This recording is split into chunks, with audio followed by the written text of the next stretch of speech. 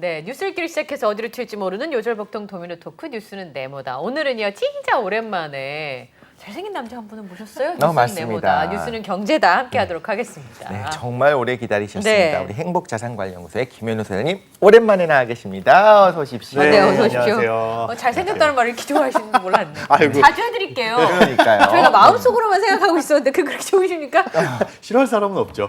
싫어할 사람은 없죠. 아, 이렇게까지 한박 웃음을 지으면서 너무 좋아하시는 아니, 경우도 그러니까 많지는 않은 것 같아요. 김현우 소장님을 어떤 질문으로도 당황하게 할 수 없었는데 그러니까. 오, 이 말을 이렇게 당황하게 한다는 줄 몰랐어요. 이덕실 씨한테도 한번 해볼까 봐요. 한 번만 해주세요. 아, 싫어요. 다음에 저 모르게 깜짝 서프라이즈를 한번 해주시기 바랍니다. 그러니까 없을 때 네. 제가 방송을 보는지 한번 테스트를 한번 얘기를 해볼까 봐요. 예. 아 근데 네. 괜찮으세요? 어디 갔다 오셨어요? 살짝 다쳐가지고. 살짝? 네, 살짝 네. 다쳤는데 이게 뭐 TMI이긴 하지만 요 입술 위를 다치는 바람에 네. 여기가 많이 부었습니다. 그래서 네. 이 화면에 나오면 너무 아. 안 좋은 모습일 네. 것 같다. 그리고 발음도 잘 안 되고 네. 그래가지고 조금 이 붓기가 나치느라 뭐 성형한 건 아니고요. 아, 성형한 것 같은데요? 잘생겼다는데 그렇게 웃을 때는 그러니까 이렇게 찔린 거야. 손을 살짝 보신 거 아니에요? 아닙니다. 여기 네. 그리고 여기가 다치니까 뭐 먹는 게 힘들더라고요. 그렇죠. 너무 날씬해지셨어요. 한 5kg가 빠졌어요. 오, 네. 5kg 빠졌는데 그렇게는 티 안 나죠. 다쳐야겠네요, 저도. 무슨 그런 말? 제일 좋은 성형이 사실은 그 안 다이어트란 먹는 얘기를 네, 다이어트라고. 하더라고요. 예. 그런데 우리 김현 소장님이 또 고통을 느끼고 네. 계시는 그동안 네. 사실 세계 경제도 고통을 경제도 느끼고 아팠어요. 있었습니다. 네, 그렇습니다. 출렁출렁했는데 뜨거운 감자인 그 소식을 한번 말씀을 나눠볼까 하는데요. 네. 거대 가상화폐 거래소 FTX의 파산 보호 신청과 그 호폭풍 그리고 국내 영향 등에 대한 이야기를 할 건데 네. FTX라고 하는 것들 개념부터 시작해서 이게 네. 위기다. 이런 말이 이달 초부터 계속 나왔었던 것 같아요. 저는 FX는 아는데 FTX는 모릅니다. KTX로 알고 있고요. 네. 그렇죠? 네. 이게 거래소 이름이에요. 우리나라에서 주식을 거래하려면 한국 거래소라는 네. 곳을 통해 가지고 전부 다 이제 거래를 하게 되죠. 근데 이 코인을 거래를 하려면 한 군데서 거래를 하는 게 아니라 재미나게도 여러 가지 거래소에서 거래를 할 수 있습니다. 그러니까 네. 마치 예를 들자면 우리는 증권사를 통해서 한 개의 거래소로 주식을 거래하는데 네. 코인의 경우에는 증권사에서 거래를 하는 느낌이라고 보시면 됩니다. 그래서 똑같은 주식을 거래하더라도 A증권사, B증권사, C증권사에서 거래를 할 때 가격이 다른 거죠. 네. 가격이 다르다고요? 그렇습니다. 그래서 약간 다른 게 그런 말도 있었죠. 소위 말하는 김치 프리미엄이라는 네, 네. 말도 있었던 네. 게 우리나라에 있는 거래소와 해외에 있는 거래소하고 거래하는 가격이 다르다 보니까 왜냐하면 여기서 더 거래가 활발하고 인기가 있으면 비쌀 수 있잖아요. 그러니까 똑같은 물건도 서울 백화점에서 사는 거하고 지방 어딘가 마트에서 사는 거하고 같은 품질이라고 하더라도 납품 가격이 다르고 그런 것처럼 그 코인도 수요와 공급이 조금 다르다 보니까 네. 거래 가격이 다르게 형성된다. 이게 이제 거래소가 다 나뉘어져 있기 때문이다라고 볼 수가 있는데 FTX는 그 거래소 중에 하나입니다. 그런데 세계 3위. 그런데 근처 최근에는 한 2위까지도 거래량으로 봤을 때는 굉장히 큰 거래소네요. 그렇죠. 그러면? 그렇게 큰 거래소에서 이제 문제가 생겼다. 이 거래소가 하루아침에 문을 닫게 생겼다라는 게 최근의 이슈입니다. 근데 나는 코인 거래 안 하는데? 라고 하시는 분들이 많으실 거예요. 네. 많으신데 이게 다른 금융시장까지도 여파를 미칠 수 있다라는 얘기들도 막 돌고 있고 그다음에 앞으로 뭐 코인 거래 안 해 지금은라고 하더라도 앞으로 어떻게 보면 투자를 하실 분들도 계실 수가 있고 그래서 이런 규제라든가 환경이 어떻게 되어 있는지 이번 기회에 좀 알아두시면 좋을 것 같습니다. 도미노라고 느꼈던 게요. 네. 제가 요즘에 자주 보는 주가가 하나 있어요. 제가 산 건 아닌데 네. 게임 업체예요. 아, 근데 거긴 블록체인 투자를 했거든요. 뭔지 알 것 네. 같아. 어딘지 알 것 같아요. 네, 그래서 네 글자. FTX가 이렇게 되니까 아, 왜 그러지? 제가 그랬더니 알고 보니까 거기 투자를 저는 이제 게임을 만드는 회사라서 주요하게 보고 있었는데 게임을 만드는 회사가 그 블록체인 이런 거 투자를 하니까 네. 여기랑 여파를 받아서 그렇죠. 게임은 잘 나가는데 그 회사 주가는 휘청휘청 네. 하더라고요. 그래서 저는 코인 거래를 안 하지만 그렇죠. 저한테도 영향을 FTX가 미치고 있었던 거예요. 그러니까 맞습니다. 결국엔 네. 메인스트림으로 들어왔기 때문에 네, 내가 네. 코인 거래 하느냐 안 하느냐를 떠나서 그렇죠. 이번 기회에 어떤 개념도 정확하게 잡아놓는 것이 맞아요. 앞으로도 되게 좋겠다는 생각이 드는데 그렇습니다. 일단 파산까지 그러니까 위기에 대한 이야기는 이달 초였는데 파산까지 너무 짧았던 것 같아요. 열흘 남짓이었고 네네. 그러면 이렇게 세계 1위 그러니까 2위, 3위를 다투는 그런 거래소가 이렇게 빠르게 건실한 줄 알았는데 쓰러졌다라고 하는 거는 그만큼 이게 위험한 건가라는 생각이 다시 한번 들게 돼요. 가상자산이라고 하는 것이 그렇죠. 암호화폐가. 거기다가 암호화폐의 장점은 원래는 네. 중앙에서만 통제할 수 없는 그렇죠. 곳이다라고 했었는데 이렇게 되면 사실상 아니 그럼 뭐야? 거래소가 통제하는 거 아니야? 오히려 국가가 통제하는 것이 아니야? 이런 생각도 들고 여러 가지 궁금증이 있는데 네. 속 시원하게 한번 알려주시죠. 예, 그 스토리를 들어야 돼. 도대체 이게 어떻게 벌어진 네. 일이야? 이게 대체 굉장히 뭔 말인지 모르겠어요. 맞아요. 무슨 네. 말인지 모르겠어요. 최대한 쉽게 어려운 용어 빼고 간단하게 설명을 해드릴게요. 네. 자, FTX를 만든 사람이 샘 뱅크먼 프리드. 이 머리가 좀 곱슬곱슬하세요. 파마라든지. 파마머리더라고요. 그래서 소위 뽀글이라고 불리는 분이더라고요. 이 CEO를. 밥 아저씨 닮았어요. 네, 뽀글이 뭐 이렇게 아저씨 맞아요. 밥 아저씨랑 밥 비슷하게 아저씨. 생긴. 네, 네. 네. 근데 이분이 2017년에 코인 투자 회사를 설립해가지고 돈을 어마어마하게 법니다. 투자 회사. 네, 알라메다라는 이제 투자 회사를 세웠는데 네. 여기에서 돈을 많이 벌어가지고 2017년에 그 다음에 2019년에 세운 게 바로 이 FTX라는 거래소예요. 아. 투자 회사는 사실은 코인을 싼 가격에 사가지고 비싼 가격에 팔고 이 차익을 남겨가지고 벌잖아요. 근데 그렇게 하려면 투자를 실패할 수도 있고 그래서 가장 안정적인 수입이 뭘까 해가지고 이때 당시 2018년 9년에 많이 나왔던 것들이 거래소입니다. 왜냐하면 수수료 장사. 맞아요. 그렇죠. 수수료 장사예요. 네. 사람들이 그냥 코인이라고 한다면 불나방처럼 달려드니까 야 이거 거래소 하나 딱 차려놓으면 거기서 수수료만 조금 떼더라도 어마어마하겠다. 왜? 주식 같은 경우에는 거래 시간, 장이 열리는 시간이 딱 정해져 있는데 24시간 돌아가잖아요. 그러니까요. 그러다 보니까 수수료를 아주 적게 떼더라도 거래량이 많으면 많을수록 돈을 버는 구조라서 2019년에 FTX라는 거래소를 드디어 만듭니다. 네. 근데 결국은 보면 그러니까 창업자가 아버지는 동일한 거예요. 알라메다라는 투자 회사하고 뽀글이 FTX라는 아저씨. 이 네. 뽀글이 아저씨가 만든 회사다 이렇게 보면 될 것 같은데 네. 문제는 이 FTX라는 거래소에서 FTT라는 쉽게 말해서 그냥 코인을 자체적으로 발행을 합니다. 만들었어요? 자신들의 네. 거. 그렇죠. 사실 코인을 만드는 건 어려운 기술은 아니거든요. 그렇죠. 누구든 네. 또 만들 수도 있고 그렇죠. 해가지고 만들어서 상장을 시키고 거래하게끔 만들었습니다. 네. 거기까지 문제가 없는데. 여기까지는 문제가 없어요. 그렇죠. 여기까지는 문제가 없는데 그 FTT라는 코인을 누가 사냐? 알라메다가 아주 저가의 초기에 대량으로 삽니다. 그게 뭐예요? 아. 자기들이 만들어가지고 아버지가 같은데. 여긴 투자 회사니까 뭐 일단 투자하겠다 했는데 샀는데 가격이 올라가요. 네. 쭉쭉쭉쭉 가격이 올라가는데 사니까 올라가겠죠. 그렇죠. 사니까 올라가는데 재미난 거는 이걸 산 걸 가지고 담보로 대출을 받아서 또 그 돈으로 또 삽니다. 그러니까 여기서부터 약간 불안한데요. 그렇죠. 제가 정말 코인 처음 얘기 들었을 때 이렇게 될 거라는 거를 내 이럴 줄 알았지. 물론 이렇게 말하면 안 되는데 네. 딱 이 생각을 했었어요. 어. 비트코인 때 똑같았었던 생각이 든 게 그렇죠. 그러니까 처음에 그걸 만든 사람들은 대량을 가지고 있어요. 확보하고 시작해. 그러니까 네. 이건 페어 트레이드가 절대 아닌 그렇죠, 거거든요. 근데 이번에 이런 붐을 타고 기왕이면 내가 만든 투자 회사고 내가 만든 거래소고 내가 만든 거래소가 어느 정도 규모가 크니까 코인도 발행할 수 있고 당연히 코인 발행하는 입장에서 어마어마하게 싼 가격에 만들어낼 수가 있거든요. 그냥 자기 제로에서 거니까. 만드는 거죠. 제로에서. 자기 거니까. 막 찍어내니까. 그렇죠. 그다음에 그걸 확보하고 있는데 규모가 큰 회사다 보니까 막 가치가 뛰는 거죠. 네. 그러고 나서 그걸 가지고 가지고 담보를 와서 받아서? 이게 가격이 오르니까 담보를 받아서 대출을 받아서 또 FTT를 사가지고 가격이 막 오르기 시작하고 그리고 왜 돈 놓고 돈 먹기 그렇죠. 약간 야바위 같은데요. 무에서 유를 창조하고 죄송해요. 딱 네. 그거예요. 돈에서 돈 놓고 그 무에서 유를 계속 창조를 하다가 그 돈 가지고 또 어디에 투자를 하냐?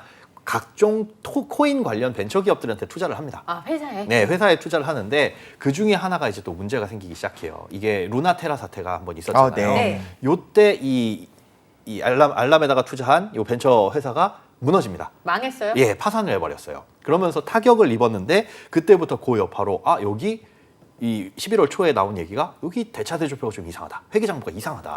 알라메단가 이 회사가. 예, 여기에 회계장부가 이상하다라는 소문이 돌기 시작합니다.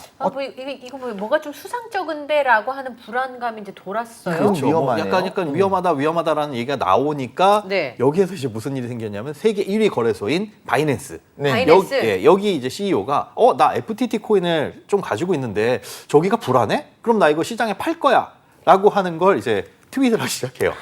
그것도 제 생각에 팔 거면 그냥 팔면 되지. 그쵸. 왜 트윗을 하고 팔아요? 그것도 뒷얘기들이 많이 있는데 솔직히 내가 어떤 걸 갖고 있는데 이거 불안해. 가격이 네. 떨어질까 봐 그러면 사실 몰래 팔아야지 정상이잖아요. 그렇죠. 저 같으면 그럴 것 같은데. 네. 숨통을 끊어놓는 건가? 몰래 그런 네. 의도들이 지금 그런 거 있었던 거 아니냐라고 근데 1위 업체가 네. 나 팔래 그러니까 어머 판대 이렇게 된 거예요? 그치. 아직까지는 그 상황은 안 왔어요. 아니에요? 네. 팔 거야라고 했는데 그 규모가 한 5억 8천만 달러 정도. 우리 돈으로 한 7,700억 원?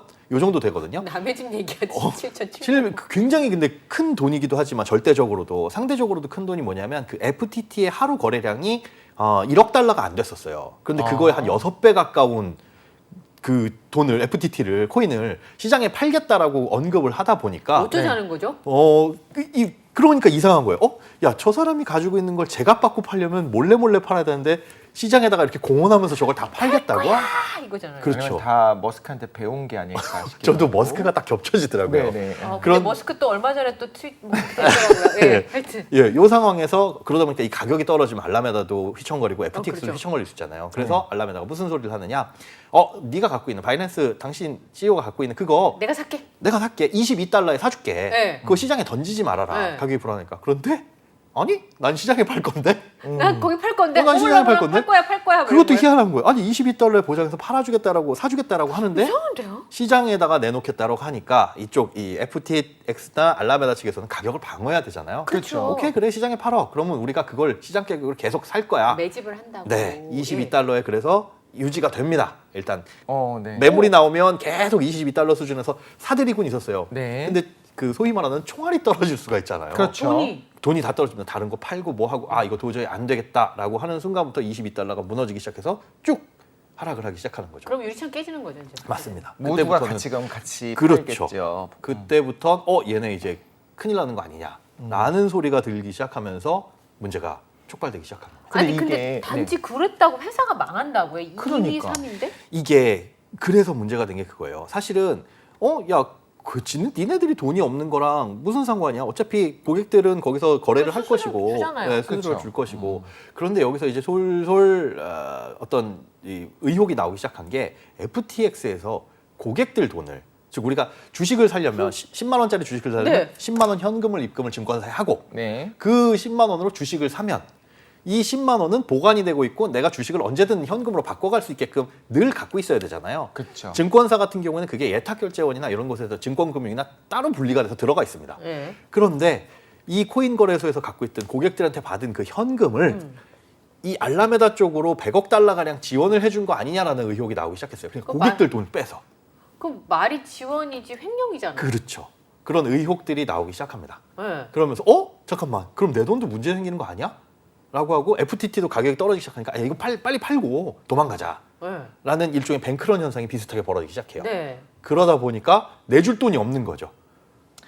모든 은행이 사실 뱅크런이 일어나게 되면 거긴 취약하잖아요. 그렇죠. 내줄 수 있는 그 준비하고 있는 현금의 양이 정해져 준비, 있으니까. 그런데 이번 이야기를 보니까 건실하지 않은 것 같은데 예를 들면 네. 이거 구름 위에 지어진 집 같아서 음흠. 한번 무너지기 시작하면 실체가 없는 거니까 다 무너지는 것 같은 데가 아니라 다른 종류의 의혹이 있네. 약간 부정에 대한 의혹이 있는 거네요. 이게 사실은 은행 같은 경우에는 뱅크런이 일어나면 크게 문제가 되는 게 네. 가지고 있는 돈이 100이라고 한다면 100을 대출해주고 100을 받아서 예금해 주는 게 아니란 말이죠. 그렇죠. 그러니까 받아가지고 조금 더 큰 돈을 대출을 해줬는데 일시에 모든 사람이 빠져나가면 줄 돈이 없는 게 맞아요. 은행은. 네, 당연히. 그런데 네.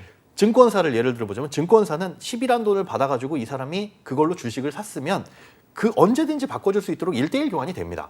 이 돈을 딴 데 쓰지는 않으니까. 네. 근데 이 코인 거래소에서 이 돈을 딴 데 써버렸기 때문에 코인만 남고 내줄 현금이 없는 상태가 돼버린 거죠. 그럼 딴 데 써버린 거 맞네요?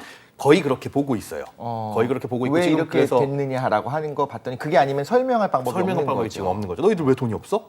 라고 할 때 그게 좀 극적극적. 네, 그렇죠. 그래서 뱅크런이 일어나니까 그렇게 해서 끝날 문제가 아니잖아요, 지금. 어마어마한 거죠. 그래서 지금 검찰 수사도 들어가고 있는 상황인 거고 네. 어떻게 되고 있는지는 확인을 해봐야 되는데 여러 가지 아무래도 아까 말씀해 주신 것처럼 11월 2일 날 이 문제가 불거지기 시작해서 불과 한 열흘 남짓한 시간 동안 뭐 파산 신청까지 가버렸으니까 그렇죠. 너무 짧은 기간에 모든 일이 일어났다 보니 지금까지는 의혹들 뭐 이런 것들이 많이 일어나고 있는 상황이고 사실관계를 확인을 더 해봐야 됩니다. 제 이해가 안 가는 게 파산 신청을 했어요. 네, 그럼 회사가 망한 거잖아요. 그렇죠. 그럼 거기 거래소 하시던 분들은 그러니까요. 그것- 인출이 가능한가요 지금? 안 됩니다. 지금 인출이 안 되고 있고 그래서 파산이라고 한다면 이게 또 문제가 될 수 있는 게 뭐냐면 자 파산이라는 건 쉽게 얘기해서 회사가 갖고 있는 자산을 처분해서 네. 빚진 거는 다 돌려주고 청산을 그렇죠. 하자라는 네. 절차잖아요. 근데 그게 자 오늘 파산 신청 그럼 내일 오케이 파산 이게 아니라 최소로 피해를 줄이기 위해서 여러 가지 방법을 강구한단 말이죠. 그렇죠. 그래서 이 회사가 갖고 있는 자산을 처분을 해서 투자자들한테 돌려줄 수 있느냐 이런 것도 따져봐야 되는데 이 회사가 가지고 있는 고객 돈이 아닌 회사 돈은 한 8억 달러 정도밖에 안 되는 것으로 아이고. 알려져 있어요. 그러니까 뭐 갚을 수가 없는 거죠. 이걸 처분을 해봤자. 그렇게 된다면은 또 문제가 될 수 있는 게 그럼 저장돼 있는 제가 10만 원 주고 코인 샀어요. 네. 그럼 10만 원은 돌려줘야 되잖아요. 어쨌든 그 그렇죠. 돈이 없어요? 그 돈이 지금 확인이 딴 데 안 되고 갖다 있는 쓴 거죠. 거죠. 그러니까 너무나도 지금 황당한 일이 벌어졌다. 밤잠을 잘 수 있겠습니까? 지금 네. 이 상황 돼가지고. 과거에 우리도 과거도 아니죠. 현재 진행형인 것 중에 하나인데 코인 광풍 때 있었던 한국의 비리 중에 이런 거 있었잖아요. 잠깐 이거 공금인데 잠깐 내가 써갖고 이거로 불린 다음에 나중에 채워넣으면 되지라고 했었다가 그걸 잃어가지고 이제 큰 문제가 생겼던 거의 사실상 똑같은 상황인 거죠. 거의 뭐 비슷한 상황이라고 볼 수 있고 그다음에 이런 것들이 그럼 야 이거 왜 규제를 안 하고 안 막아놨어? 라고 그쵸. 할 수도 있는데 우리나라 같은 경우는 규제가 법인 자금 즉 거래소의 고유 자산하고 그다음에 네. 고객 돈은 분리해가지고 보관하도록 규제가 있기는 있습니다. 네. 그럼 안심할 수 있느냐? 자 은행 같은 경우에 은행 돈하고 고객들 돈 분리해 놓게 되어 있죠 당연히. 그런데 언제든지 누군가가 나쁜 마음을 먹으면 얼마 전에 모 은행에서도 몇백억 단위 횡령 사고도 나기도 하고요. 그러니까요. 네. 그러니까 사실은 이게 규제도 중요하지만 그만큼 관리, 감독, 감시가 실시간으로 이루어지고 계속 통제가 되느냐의 문제가 있거든요. 맞아요. 우리나라도 규제가 있다고 해가지고 안심할 수만은 없는 게 실제 10,000명의 고객과 이들이 집어넣은 금액을 1대1로 다 매칭해가지고 실시간으로 볼 수 있다면 그리고 이상이 없다면 오케이 안심해도 되겠네겠지만 거래소가 예를 들어 나쁜 마음을 먹고 저희 고객은 원래는 10,000명인데 5,000명입니다. 그리고 각자 10,000원씩 넣었어요. 그래서 돈이 5천만 원이네요. 라고 해가지고 보여주게 되면 그렇죠. 이거는 사실 확인할 방법이 지금까지는 없는 거거든요. 거기다 암호화폐는 어디든 가져가도 현금처럼 쓸 수 있는 상황이고 그렇죠. 추적이 좀 그러니까 추적 자체는 가능하지만 쓸 수 있잖아요. 불법적인 것에도 많이 사용되는 게 그래서 이제 암호화폐라는 얘기를 하잖아요. 그러니까 우리가 시스템도 시스템인데 어떤 개인이 내가 책임질게 한 다음에 그냥 수백억, 수천억을 들고 예를 들면 어디로 망명을 해버려. 이런 가능성이 있으면 안 되지만 있을 수 있잖아요. 그러면 이런 생각이 드는 거예요. 차라리 이럴 거면 정부가 보증해주는 정부의 화폐가 낫지 암호화폐의 모든 종류의 장점을 다 깎아먹는 이런 일이 터질 수도 있겠다 생각했는데 실제 터진 거잖아요. 네, 이게 사실은 그래서 중앙 통제를 하는 화폐와 네. 이것들의 그렇지 않은 탈중앙화된 이런 화폐들의 장점은 있겠으나 그 과정에서 거래 과정이라든가 그걸 보관하는 과정에 있어가지고 허점이 있다라는 거는 뭐 테라 루나 사태부터 지금까지 쭉 계속 드러나고 있는 상황이라고 볼 수 있습니다. 그 FTX라는 회사에 네. 거래하는 분들 중에 한국 사람이 제일 많다면서요. 10,000명 정도 된다. 그렇죠. 네. 뭐 싱가포르가 2위인가 그렇던데 뭐 이유가 있어요?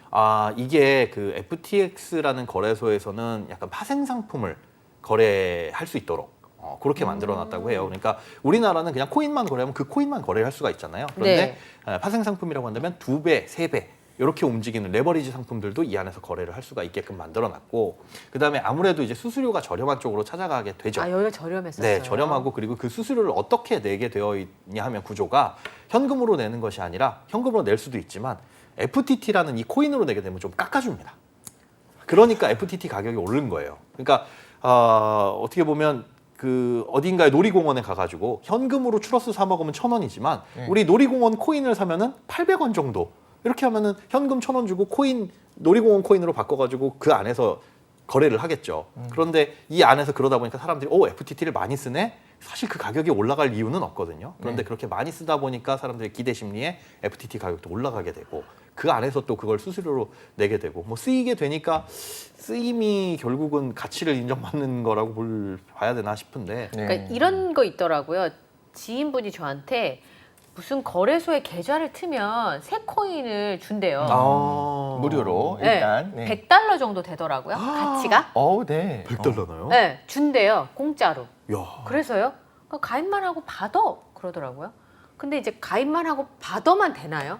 받아만 되기도 하는데 네. 사실은 뭐 받는 그 절차 자체가 그러니까 가입하고 뭐 하고 인증하고 다 하잖아요. 하는 그러면 절차가- 기왕이면 거기 자꾸 들어가게 될 거 아니에요. 그렇죠. 얼마나 올랐나. 그러니까 지금 제가 상상해 보면 그 거래소가 지금 FTT라는 코인을 발행한 것처럼 네. 그 거래소에서 발행한 코인인 것 같은 거예요. 그럼 그 사람들이 뭐 100달러어치 나눠준다고 해도 사실 실제로 100달러의 값을 그렇죠. 가지는 건 아니니까. 네, 시장가가 그 정도인 거고 사실 그 가치를 따져보자면 이것도 22달러에서 유지가 되다가 지금 뭐 1달러 수준까지도 확 내려왔으니까 네, 그 그런 가치라는 건 그런 것처럼 처음에는 공짜로 준다고 하니 코인 공짜로 준다는 데 되게 많더라고요. 맞아요. 그러니까 그런데 들어갔다가 그냥 거래를 하다 보면 음. 이제 이렇게 되는 경우가 있을 수 있다는 생각이 좀 들었는데 네. 문제는 내 돈 어떡해요? 이분들 내 돈 어떡해요? 그러니까 지금 인출이 막혀 있는 상황이고 맞습니다. 꺼내갈 수도 없고 보증을 네, 해준다든가 안 되고? 보험을 든 것도 없고. 안 됩니다. 사실 이게 10,000명 정도라고 지금 추산을 하고 있고 한국에서 석 달 동안 사용한 사용자가 32만 명 정도. 지금 묶여 있는 게 한 10,000명 정도라고 판단이 되고 있고 여기에서 또 이제 문제는 법인 자금도 또 들어가지 않았을까? 아까 말씀하셨던 그 게임 회사. 네. 그거 이제 거기에서 관련된 코인을 상장시키면서 그 돈도 들어간 거 아니냐. 근데 물론 그 게임 회사가 그렇지는 않다라고 라고 발표는 했지만? 했어요. 그런데 네. 생각보다 지금 아직까지는 피해 규모가 다 집계가 되진 않은 상태이고. 말을 못 할 수도 있죠. 그렇죠. 그리고 이게 어떻게 될지 뭐 수사 과정에서 결국은 이제 뭐 파산하고 청산하는 쪽으로 가게 될지 아니면 어떻게 어딘가에는 인수를 하고 인수를 살리게 할지. 될지. 근데 인수 가능성도 지금으로서는 굉장히 저 같으면 돈 있으면 안 사요. 그리고 그렇죠. 새로 만들죠. 그러니까 쉽다면서요. 이 지금 구름 위에 지은 건물이 무너진 상황이 되니까 네. 이렇게 인수를 할 수 있는 기업이면 큰 기업이잖아요. 네네. 자기네가 만들겠죠, 당연히. 사실 바이낸스도 여기를 인수한다라고 얘기가 살짝 나왔었어요. 한 그 11월 바이낸스 8일. 아저씨 이상하네요. 왜 판다고 할 때 진짜 이상하잖아요. 네네. 제가 너무 음모론처럼 팔면 그냥 조용히 팔면 되는데 팔아 그러다가 뭐 또 사준다고 또 안 사준다고 그랬다면서요. 그래서 이런 얘기도 있더라고요. 바이낸스는 중국계 예. 거래소고 FTX는 미국계 거래소니까 아. 지금의 미중 갈등을 그대로 보여주는 거다라는 얘기도 하는데 이건 너무 심한 음모론일까요? 아니요, 사실 뭐 음모론 있을 수 있는 얘기일 수도 있어요. 뭐냐면 바이낸스 같은 경우는 또 일단 1위잖아요. 네. 1위고 2위, 3위를 사실 경쟁자들이 없어지면 없어질수록 더 좋은 그 유리한 상황이니까 거네요. 유리한 상황이니까 사실 처음에 바이낸스에서 여기를 인수하겠다라고 얘기를 한 것도 물론 이게 MOU를 체결하거나 그런 것도 아닙니다. 그냥 거의 투자 의향서 정도 우리말로 하자면 그냥 한번 인수를 한번 검토해 보지 이 정도였는데 그때까지만 하더라도 그게 진짜였을 수도 있겠다라는 생각도 들어요. 그때는 FTX가 괜찮을 때니까요. 그렇죠. 괜찮은 줄 알고 어. 바이낸스 그 CEO도 괜찮은 줄 알고 근데 들여다봤더니 어라? 야 이게 무슨 일이야? 너네 이 정도 수준이었어. 그래서 하루 만에 사실은 철회를 했거든요. 들여다 보니까. 네, 들여다봤는지 아니면 이미 그걸 알고 있었는데 그냥 그렇게 이용을 한 건지는 모르겠으나 네. 어쨌든 1위 기업 입장에서는 1위 거래소 입장에서는 뭐 3위가 하나 없어지게 되면 뭐 나쁠 거는 사실 없는 상황이고 아까 말씀하신 것처럼 또 이쪽이 중국계고 그러다 네. 보니까 이 FTX와 바이낸스 CEO 간에 사실 평상시에도 사이가 안 좋았다라는 얘기들도 있어요. 그러니까 이 바이낸스 CEO가 중국계고 뭐 이러다 보니까 각종 그래서 그런지는 모르겠으나 각종 조사들을 다른 거래소들보다 또 많이 받았거든요. 이거는 1위 거래소라고 그럴 수도 있고 또 이것저것 뭐 다른 이제 미중 이런 것들 때문에 있을 수도 있고 그러다 보니까 그걸 두고 또 FTX CEO가 이걸 약간 비꼬는 놀리는 투로 얘기를 했나 봐요. 그러니까 이제 서로 간의 감정이 안 좋아진 상태였었다라는 썰들도 있고요. 그런데 이렇게 문제가 나오고 또 그 과정에 있어서 FTX 같은 경우에는 정치 자금을 엄청나게 대면서 바이낸스에게는 약간은 불리할 수 있는 암호화폐 규제에 대해서 굉장히 적극적으로 찬성을 한 부분도 있거든요. 그러니까 사실 바이낸스 CEO 입장에서는 FTX가 그렇게 달가운 존재는 상황은 아니죠. 아니었던 거네요. 그런데 요참에 인수를 할까라고 진짜로 생각을 했는지 아니면 인수를 하려는 액션을 취하면서 여기를 아예 무너뜨리려고 생각을 했는지는 알 수 없는 것이나 네, 이 확실한 상황이 건 들여다 봤을 때 그렇죠. 이점이 분명히 자기들한테 이득이 있었으면 인수를 했겠죠. 네, 어쨌든 네. 그렇게 움직이는 거니까. 네. 그런데 FTX는 내부적으로 문제가 분명히 있었다라는 거는 거의 틀림없는 사실이고. 그렇습니다. 그러면 가상화폐 보전받을 수 있는 제도 자체도 없고 우리나라에 이제 피해자들이 많이 있고 예. 피해를 보신 분들이 네. 있고 설마 지금 이 시점에 아까 1달러까지 떨어졌다고 했잖아요. 거래가 안 되는데 1달러가 무슨 의미인지도 모르겠는데 혹시 지금 설마 그거를 이게 구매- 근데 가격이 살짝 며칠 전에 또 오르기는 했어요. 왜냐면 누나테나 때 있었잖아요. 막판까지 그 못 쓰게 될 때까지 서로 거래하던데요. 네, 이게 늘 투기성 거래가 늘 일어납니다. 그러니까 네. 주식 시장에서도 사실은 상장 폐지가 결정된 종목에 대해서 한 일주일 정도 정리매매라는 기간을 두잖아요. 그러니까 네. 상장 폐지되면 그 주식을 어디 가서 사고 팔고 하기가 안 되잖아요. 어려워지니까 장 외에서 개인적으로 내 주식 살래? 그래 사지 뭐 이렇게 해서 거래를 해야 되니까 상장 폐지되기 전에 투자자들 보호 차원에서 자 여기서 거래하시고 이제 끝냅니다. 대신에 가격 제한폭이라는 걸 없애줘요. 우리는 주식에서 상한가, 하한가가 있죠. 위로 30%, 아래로 아래 30%. 30%. 그런데 그 정리매매 기간에는 이 가격 제한폭이 사라집니다. 아니, 누가 사요 그거 상장 폐지? 그렇죠. 상장 폐지되면 휴지 조각이라고 볼 수가 있는 주식임에도 불구하고 이 상한가, 하한가가 없어지다 보니까 여기에 이제 투기 세력 그리고 그 투기 세력에 살짝 숟가락을 얹어가지고 나도 돈 좀 한번 벌어볼까. 잠깐이라도. 그렇죠. 며칠. 아니 어떻게 돈을 벌어요? 그 상장 폐지가 되는데? 그죠. 거래를 안 할 것 같은데 100원짜리 주식이 200원도 갔다가 300원도 갔다가 3배, 4배 뛰기도 하고 갑자기 50원이 되기도 하고 이런 도박판이 생겨버립니다. 아 모르시는 분들이 사니 그러지는 거예요? 않을 거예요. 알고도 오히려 그런 더 거래를 잘하는 한다. 사람들이 네, 아시는 분들은 상장 폐지면 휴지 조각 아니야? 그 그러니까요. 주식을 왜 사? 해서 손을 안 대죠. 그런데 상장 폐지되는 그 일주일 동안 정리매매 기간 동안에는 위도 없고 아래도 없으니까 요때 50원에 사가지고 300원에 팔면 대박을 낼 수 있겠네.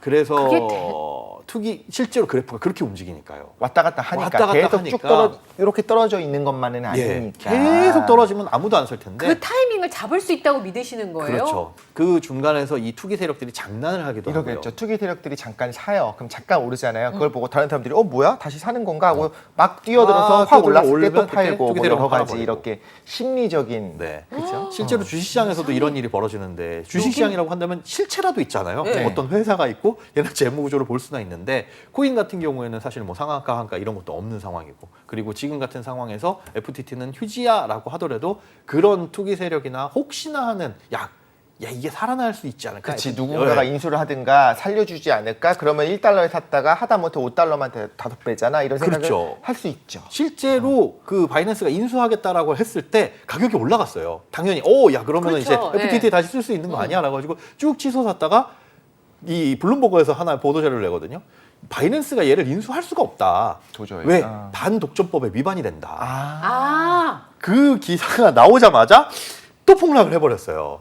그러니까 하고 싶어도 못하는 상황. 네, 사실은 그 기대 심리인 거죠. 사람들의 투자 심리가 오르지 않을까라는 거, 오로지 그거. 기업들의 주식 같은 경우에는 실적으로서 뭔가 투자의 여부를 결정할 수 있는데 이거는 오로지 앞으로 어떻게 될까라는 기대 심리 때문에 오르고 내리는 영향이 커가지고 실제 그렇게 올라갔다가 떨어졌다가 지금은 바닥인 수준. 하지만 이게 또 어떻게 될지는 또 모른다는 거죠. 근데 제게 아주 잘 이해가 안 돼서 가상화폐 가상이라서 제가 머릿속에 느낌이 안 오나 봐요. 네. 예를 들어서 제가 지금 한 10만 원을 넣어서 이 네. 코인을 샀어요. 네. 근데 저는 이제 10만 원을 찾아가고 싶잖아요. 근데 우선 돈이 없다고 해도 어떤 빚잔치를 해서라도 뭐 이렇게 가지고 있는 자산으로 이렇게 쪼개서 나눠주고 이제 끝내야 되는 거 아니에요?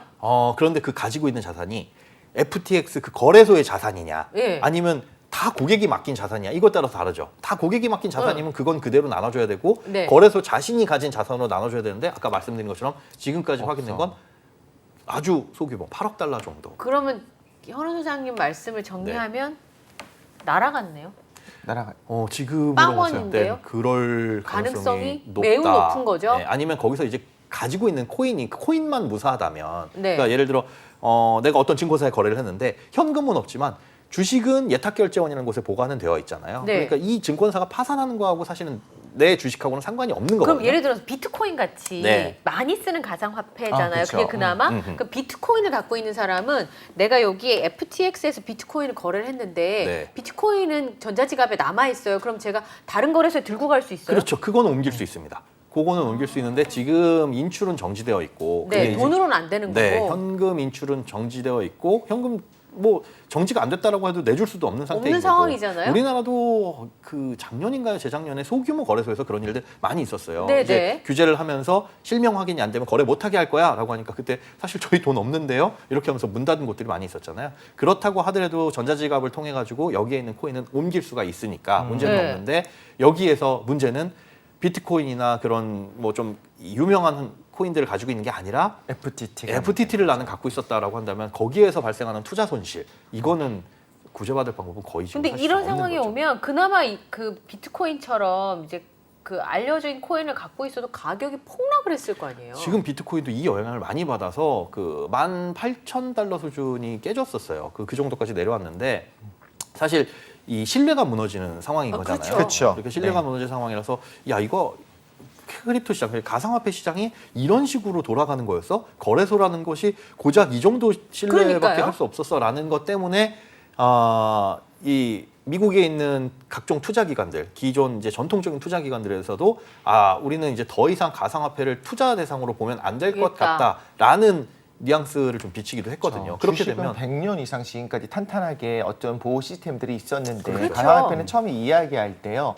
비트코인을 만든 이런 사이트 같은 데 들어가면 다 이제 설명이 되어 있어요. 기술적으로 그래서, 예. 너무나 안전하고 너무나 이건 보안도 철저하고 이렇게 네. 다 나와 있는데 사실은 그렇지 않을 수 있다. 그러니까 기술적으로 그런 것과 네. 사람이 다루다 보니까 일어나는 일들은 다른 거거든요. 네. 사실 거래소에서 일어나는 문제들은 예전에도 그렇게 위험성은 지적이 되어 왔었죠. 그쵸. 하지만 그런 게 못 따라가는 뭐 규제가 아까 말씀드린 것처럼 있다고 하더라도 실시간적인 감시가 되지 않으면은 사실상 이 규제가 의미가 있느냐라는 것들도 그럼 생각해보고 우리나라 거래소 괜찮아요? 그게 더 걱정이에요. 왜 세계 3위가 이렇게 됐다는 걸 보면 그러니까 여기는 괜찮아요? 괜찮다라고 하시는 분들의 입장은 우리는 규제상 법인의 자금과 고객의 자금을 분리하기 때문에 이걸 마음대로 쓸 수 없다라고 얘기는 하고 있지만 나쁜 마음을 먹으면 얼마든지 아니, 우리나라도 법적으로는 옆에 있는 사람 칼로 찌르면 안 안 되는데 되죠. 찌르는 사람이 그렇죠. 있어요. 그게 사실 정답인 겁니다. 네. 규제는 있지만 법은 있지만 그걸 지키느냐 안 지키느냐 그리고 이게 문제잖아요. 그걸